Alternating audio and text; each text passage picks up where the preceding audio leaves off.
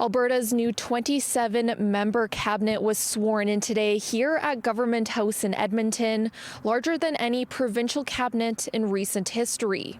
The new cabinet has many familiar faces. Smith defending the size of her cabinet, saying a larger team is needed to rebuild sectors and expand the economy. There have been a number of areas that have just been smooshed into other ministries and not given the attention they deserve.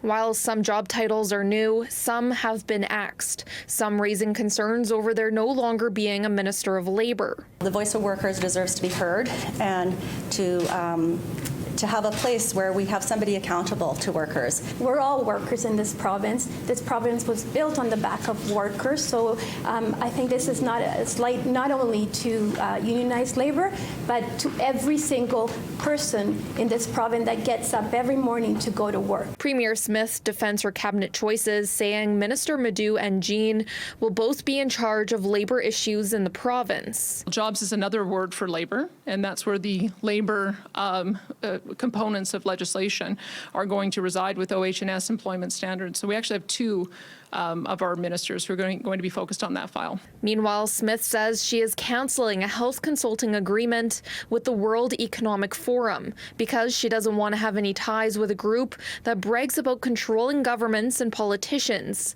Instead, she will trust local doctors and nurses for health advice. I guess I find it distasteful when billionaires brag about how much control they have over political leaders, as the head of that organization has. And I think that that is offensive. The people who should be directing government are the people who vote for them. And the people who vote for me and for my colleagues are people who live in Alberta and who are affected by our decisions. As for what's next for the cabinet, Smith says she will release her mandate letters to ministers, listing their specific objectives within the next few weeks. Following her leadership campaign, Smith says her caucus is unified and ready to defend government against the opposition NDP in the spring election. From Government House in Edmonton, Laura Krause, City News.